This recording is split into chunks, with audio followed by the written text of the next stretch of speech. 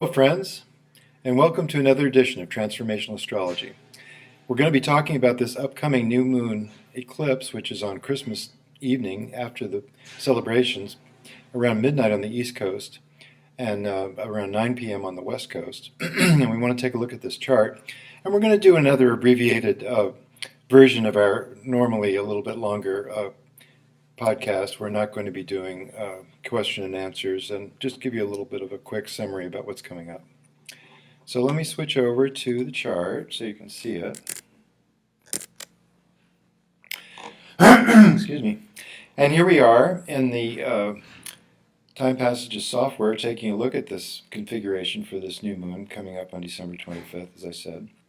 And we do see that there's an awful lot of, there's a huge stellium in Capricorn. So we want to talk about Capricorn a little bit. We can also see that Saturn and Pluto are very close together, being less than 2 degrees apart now, like 1.5 degrees. So very close conjunction, and also they've been parallel for so many months. If we right-click on the Pluto, we can see it's 22.2 in the negative. And if we right-click on the Saturn, it's 21.8. So only about half a degree of parallel separates them.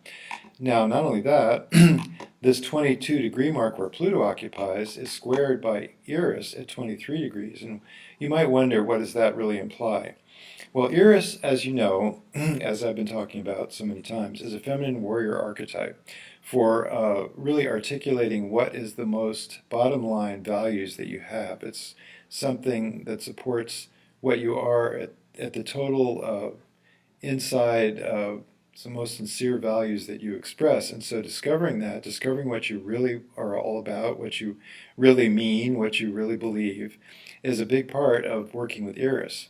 And Eris always lights up any other planet that's in the sky by its aspects, and is a very close square to Pluto. So we know that we have not only a Saturn-Pluto, which is going to be coming up in a perfect conjunction around the 10th to the 15th of next month, when there will be a full moon right on it, and then the 12th is the actual exact, and then I think a few days after that it's still pretty close. The sun comes along and conjuncts it.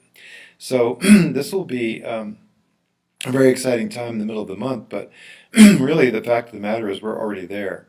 What's been going on in the last couple of lunations, including all of this December month, is you may have noticed that the zeitgeist is a little bit cuckoo right now. There's so much going on, so many different attitudes about what we need to do to move forward. And that's really germane to the whole Capricorn stellium that we have going, and Saturn, of course, rules Capricorn. So having a totally empowered Saturn is also, and goes right along with having a new moon in Capricorn and a new moon eclipse, as a matter of fact, in Capricorn, and a new moon eclipse that, in fact, is also conjunct Jupiter, as you can see right here, 1 degree away in Capricorn. Here's the south node in Capricorn, which is what makes it an eclipse, that the new moon, the sun and moon, are really close to the actual south node, or it could be the north node, of the moon's orbit, which makes it an eclipse. These are lined up not only in a longitudinal direction, but they're lined up also in a declinational direction, being at the south node of the moon. That is conjunct the ecliptic. That is where the moon's orbit crosses the sun's orbit around the Earth, or this Earth's orbit around the sun, depending on how you look at it, of course. But so because all these are lined up, it's an eclipse. It's an especially powerful new moon. We say that the effects of it last for 6 months or so, and this is right near the winter solstice as well, which is the 21st, a few days before this, when we say that the solstice energy from the Capricorn solstice also lasts for a while. You know, we see this as the kind of the harbinger of the coming year. So very important timing, very important configuration. What do we make of all this Capricorn? Really, you know, Capricorn, we can say it is the accolades of the outer world. We can say that it's striving to climb the ladders of corporate success. We can say it's achieving fame and recognition. But the real fact of the matter is, when you think about it, what are you claiming recognition for? Is it something that comes from deep inside you?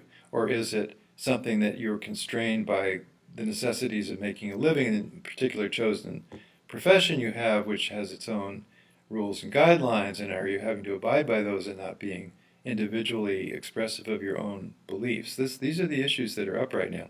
I've been talking about these issues for a long time because it's part of the whole Eris complex archetype that really we're all being enjoined in this time when Eris is becoming more prominent and becoming more in the zeitgeist as astrologers learn about it.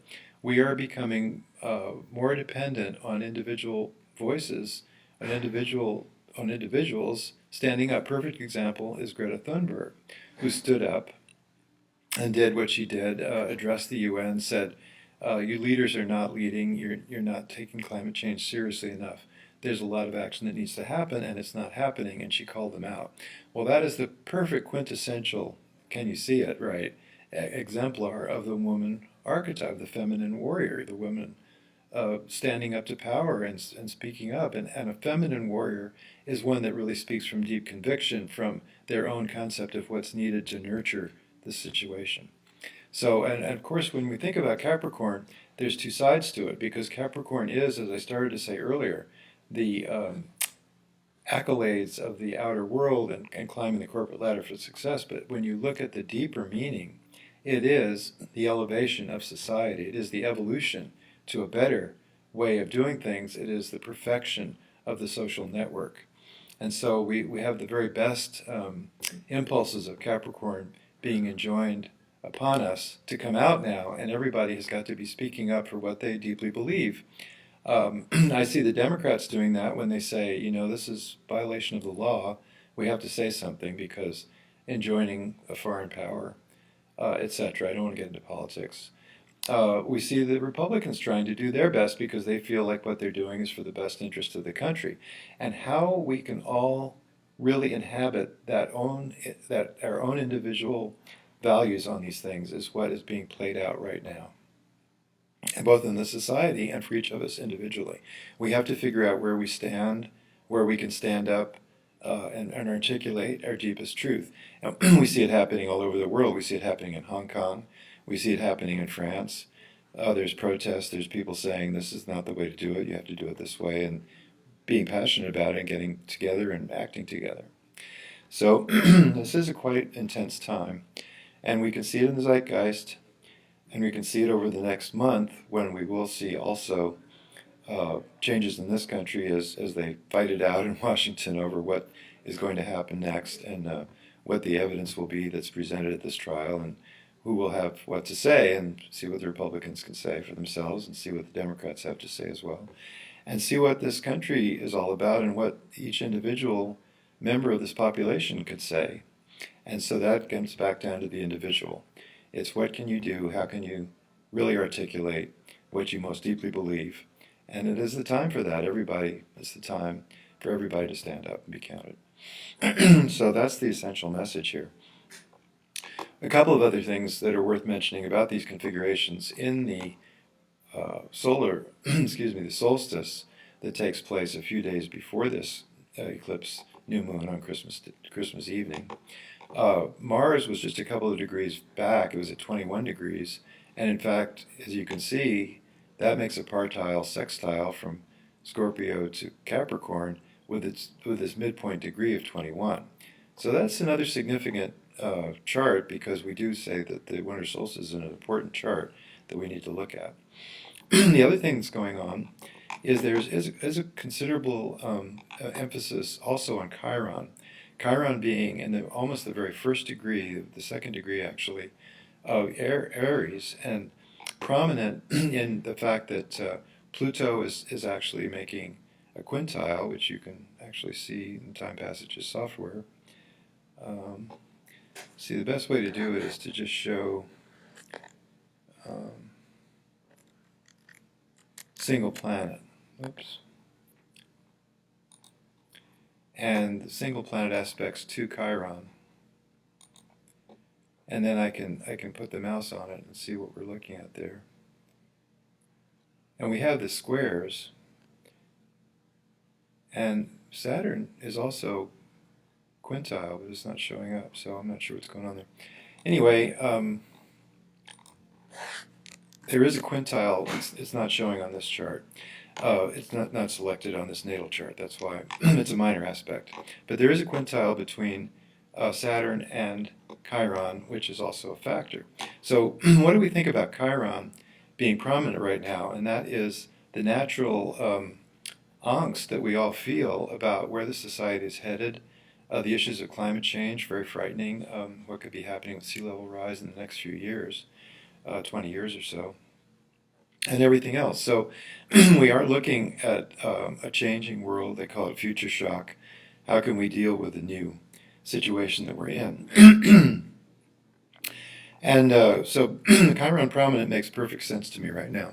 And it is something to think about. Where do we find inner wounding as a factor in what's going on with us right now?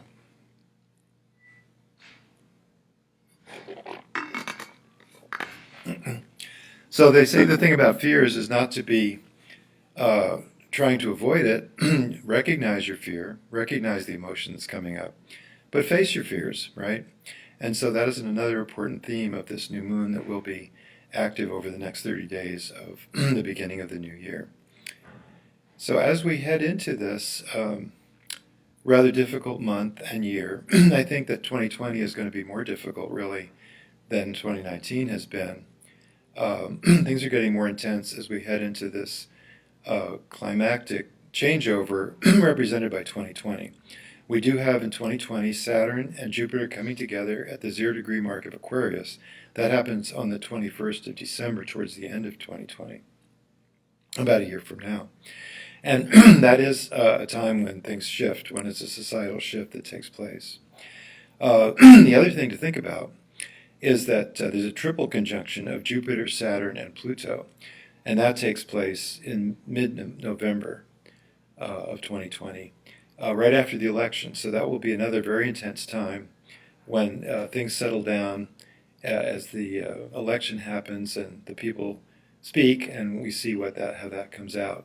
There will be a lot of intensity at that time, I am sure, because that is when the actual triple conjunction takes place. But the whole year, beginning with the Saturn-Pluto conjunction itself, which is, as I say, from the 10th to the 15th of January, this whole year is going to be a rather charged year when everybody really has to decide what it is that they truly stand up for. What do they truly believe at deep levels?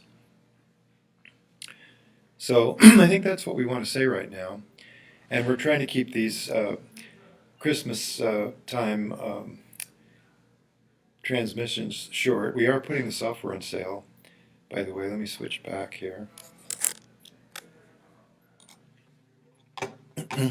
So just to let you know, the Time Passages software, which is available in various different flavors. There's a beginner's version called the Basic Edition, which is much cheaper.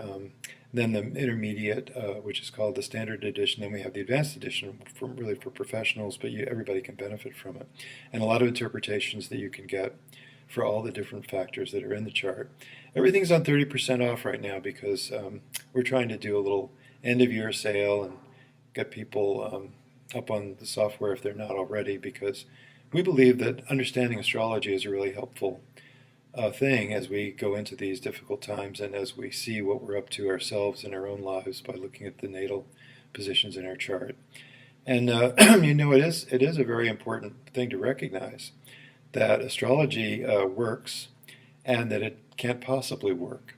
So it is a mystical connection that we have with the cosmos that's demonstrated through astrology, through the positioning of the planets at the time of birth or at the current time. We can see what's going on, and that in and of itself, because it's demonstrable that astrology does work, how it works is such a mystery, and it involves a different concept of the world we live in that has a mystical component to it.